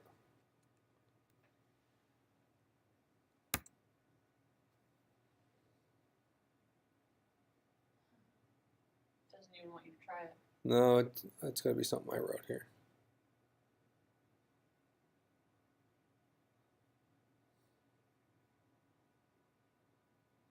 Just press F2 for focus. Maybe that'll give you a guide.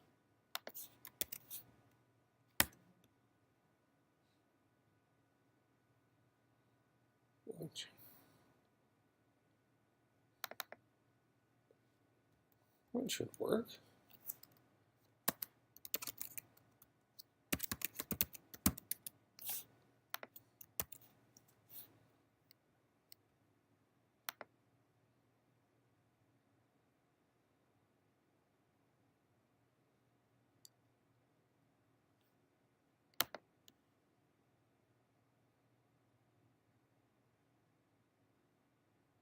Oh, I know why that doesn't work. Because BC1 is explicitly a black checker. So it's saying we're wasting our time. Because this is a black checker, why are we asking if it's also a red checker? Oh, It could never be the same. Unless red checker was the parent of black checker, in which case it would have worked. So for instance, we can say is BC1 an instance of checker? We can ask that question just fine. Because black checkers potentially could be checkers. In fact, all black checkers are checkers. All black checkers are black checkers. All black checkers are also checkers.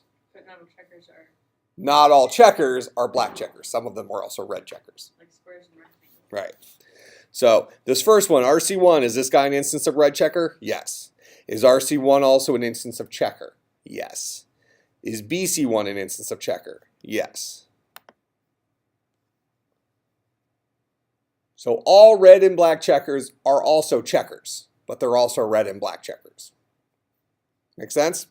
So this inheritance model allows us to have generic checkers like this, so that when we build our array of checkers, which we'll do here for a few minutes, I'm going to go a little bit past 8 since we got a late start, but I'll get us done on time. We'll take a little shorter break. Okay, so just to kind of finish this off, since we've just proven that all red checkers and black checkers are checkers, I can create an array, which we talked about last time, right? 2 times ago, actually. I can create a checker array called the checkers. And this guy could be equal to a new checker array 4. So I can hold 4 checkers, for example. Now, again, we cannot create instances of checkers because checkers are abstract. But I can create an array capable of holding checkers because I have 2 different kinds of things that are all checkers. Red checkers and black checkers. Make sense?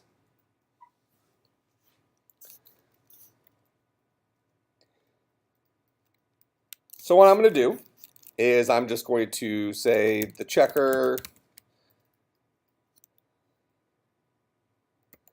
at bucket 0. Let's make this a little fun. Let's create a random R equals new random. And while we're at it, while we make this an array of 40, I'm going to call it the checkers, not the checker. So we'll create a new instance of our random class. Why 40? Why not? Checkerboard is 42 spots. I just made 40 checkers. You want 42? That make you happy? There, Yeah. 42. Thank you. I was just doing more than 4. 4 was going to be if I was going to hard code in 4 checkers. Now we're going to randomly create 42 checkers. Okay, so now we have a random object. So I'm going to say for int I is equal to 0. I is less than to checkers dot length. And again, this is a length field, not a length method. You can tell because it doesn't have the opening and closing parentheses on it. Other than that, it's more trivia knowledge. It ultimately tells us how many buckets are in the array, just like the length method of the string tells us how many characters are in a string. Tells us the same information, just the way we're getting it is a little differently. A little different. I++. Then we're gonna flip the coin. Did I show you the version of random r.nextInt that we can just pass a single value to and it gives us a number between that 0 and that range? I'll show it to you now. We did the whole absolute value thing and all that stuff. Okay, so there's 2 versions of r.nextInt. You can see it here. So there's an r.nextInt that takes no parameters, and there's an r.nextInt that takes an integer as a parameter. And what that one does is it returns a number between 0 and that integer minus 1, or that integer non-inclusive. So I'm going to go ahead and I'm going to say if r.nextInt 100 is less than 50, we'll say the checkers at bucket I is equal to a new red checker. It's the checkers. Yeah. Maybe that's why I named it the checker to begin with, is I really wanted it to be called the checker. Then I went and fixed it, but I cannot spell it right at this point. So only if I roll a random number between 0 and 49 will I create red checkers. Otherwise, the checkers at bucket I is equal to a new black checker. So I will randomly create some checkers.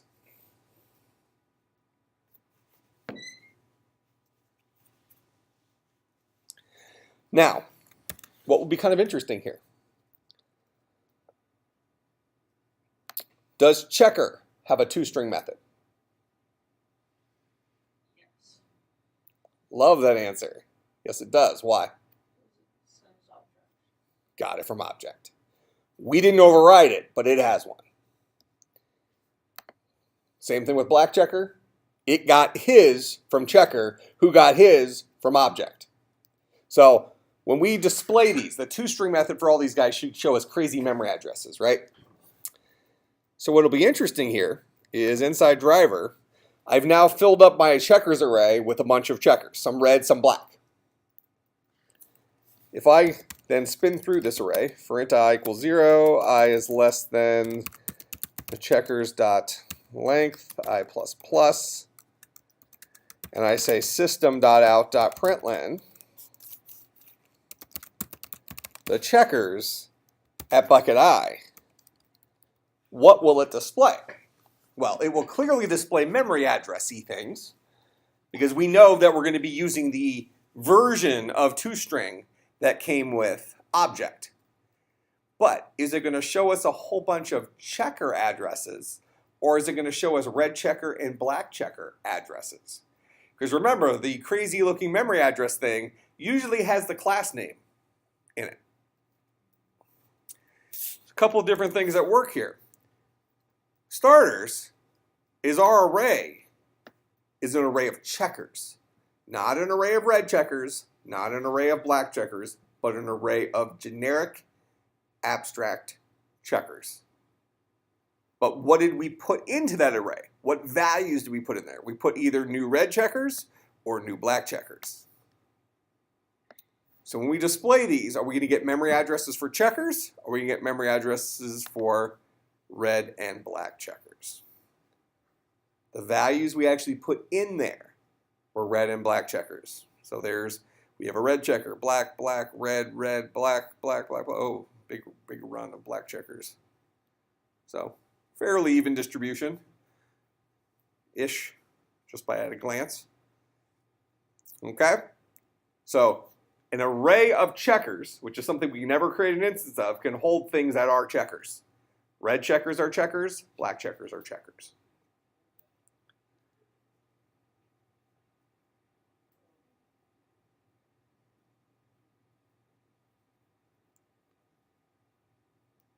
Okay, now, to take this even a step further, if we think about a board,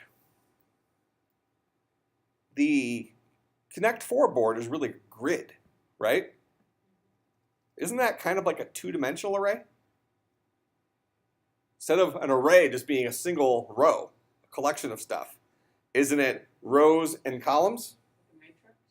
It's a matrix. It's a grid. Oh.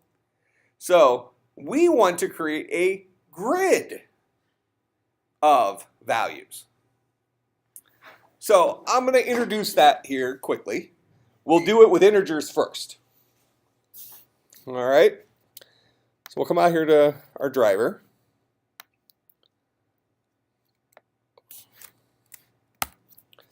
We're going to create an integer, array. 2 dimensions. You can have more than 2 dimensions, but 3 dimensions is when it is probably the most you'll ever see. After that, it no longer makes sense for problem solving. There are some mathematicians that will use more than 3-dimensional arrays to do like weird math things for, I don't know, mapping universes or something like that. I don't know what they're doing. But in any case, human beings, we like X and Y. Sometimes we'll do X, Y, Z. Now it would be space-time. It's X, Y, Z, and then time. Well, yeah, but then we can go 4 dimensions. I'm okay with that. But anything beyond that, our minds go into some sort of weird loop. No, it makes sense once you think about it. But then you'll spend all your time thinking. You'll never actually write it. Fair point. All right, but we're only going to go as high as 2-dimensional arrays in here. And I would say that the likelihood of you ever needing more than a two-dimensional array is pretty slim. And by the time you were writing something that required more than a two-dimensional array, which would probably be a three-dimensional array, you'll know what you're doing. So the difference won't be an issue. So we're only going to go as high as two-dimensional arrays. So int array, we'll call this guy grid, is equal to a new int array 5 by 7. This is 5 rows by 7 columns.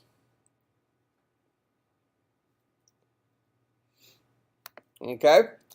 Now, what's actually happening here is we are creating an array of arrays.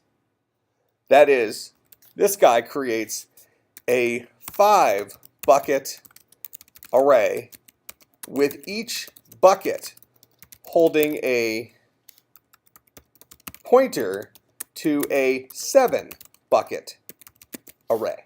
Exception. That make sense? So we have this type of thing going on here. I'm going to really wish I used smaller numbers probably, but you can fake this, I think, pretty easily.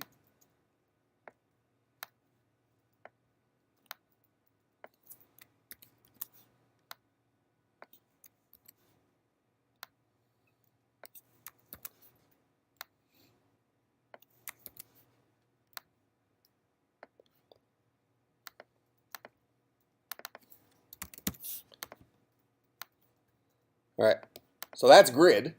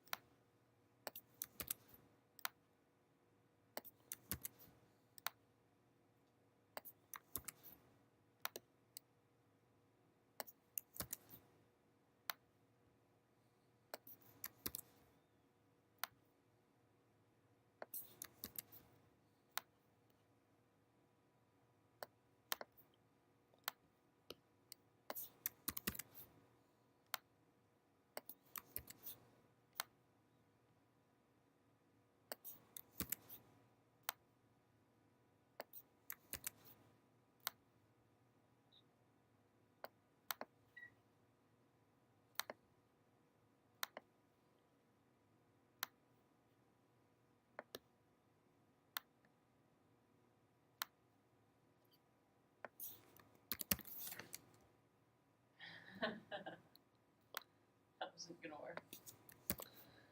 It almost was. Not at that pace.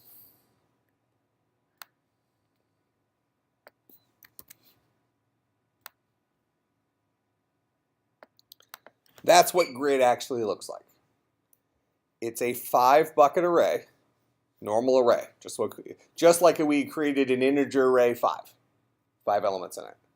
But what lives at each bucket is not an integer. What lives at each bucket is an array capable of holding 7 integers. So these guys have numbers in them once we fill it. These guys are pointers to where in memory those arrays live.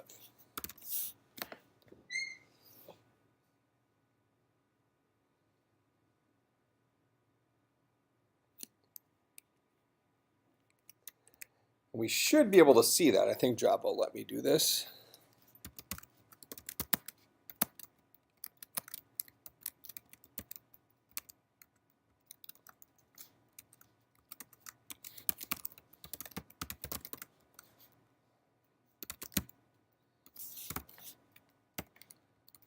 So I've only addressed the very first dimension, the 5, grid.length. So I'm going to print out the 5 different values of grid. Memory addresses. What type?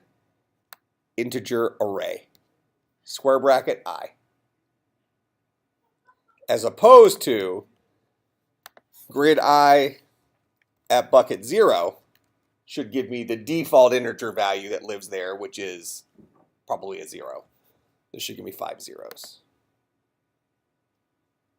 That's what's at the first bucket That's here, and here, and here. So when I just printed out bucket I, it's giving me these pointers. When I printed bucket I, bucket 0, it's giving me follow this or go to this array at bucket 0 and give me the value. At bucket 1, give me the value. At bucket 2, give me the value. But just grid at bucket 0 is that guy, which is an array. Does that make sense? So a two-dimensional array is really an array of arrays. All right, so I call this rows, number of rows, because these are rows, right? If we think about this like a checkerboard or a Connect 4 board, these are our rows, these are our columns. So these are our rows, 7 is our columns. Okay, some books will talk about them the other way around. I just don't think that's how human beings visualize it. I think this is how human beings visualize it. We're all familiar with grids. We're all familiar with the concept of rows and columns. These are rows, these are columns. It's only the other way if you turn it on its side. Okay? So, the reality is it doesn't matter how you think of it as long as you always think of it the same way. So, I would encourage you to think of this number as the number of rows, this number as the number of columns.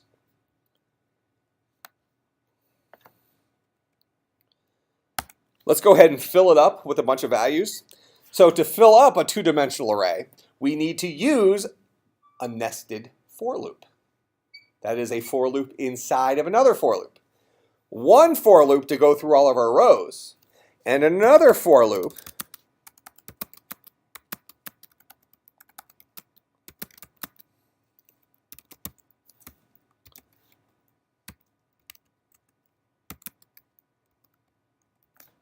to go through all of our columns. So this outside for loop says, for I equals 0, I is less than the number of arrays in grid, I plus plus number of rows. Then for each of those rows, go from j is 0 to j is less than the number of buckets in that particular rows array. So grid at bucket I dot length should be 7. Grid dot length should be 5. So this thing will go through every single bucket. It'll go row 0, column 1, column 2, column 3, column 4, column 5, column 6. Row 1, column 0, column 1, column 2, blah, blah, blah. Row 2, 0, 1, so on and so forth. And what we'll do is we'll put a, we'll say grid at bucket I, j is equal to, let's just do 3. We'll just hard code them all to 3s for right now. Okay?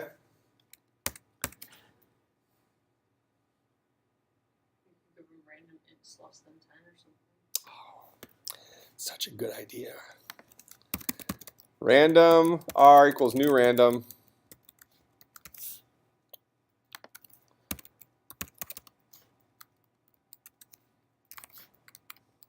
All right, done. Now, it's actually a good suggestion. See how easy it is to generate a random number once you've seen it done, once you know how to do it? Create your variable, call the next int method. Done. This will go through and it'll fill up all of every row and column with some random number between 0 and 9. Then I'm going to write a second for loop that's going to print all these. For int I equals 0, I is less than grid dot length, I plus plus. For int j is 0. So I'm doing this multiple times. Notice that we're following the exact same pattern. This is the for loop pattern for going through every element in a two-dimensional array. For int j is 0, j is less than grid at bucket I dot length, j plus plus. Now, as we're going through a particular row, we're just going to print the numbers. So I'm going to say system.out.print grid at bucket I, j. But after that inner for loop, after we're done with a particular row, I'll do system.out.println, just the empty string. That'll kick us down the line.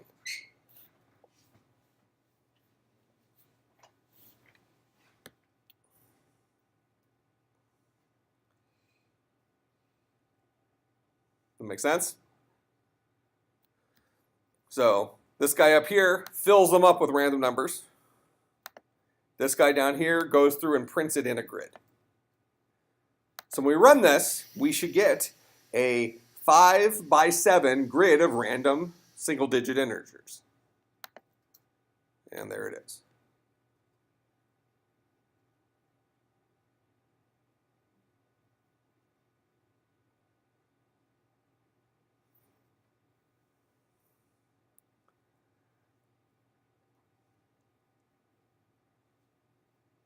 Make sense?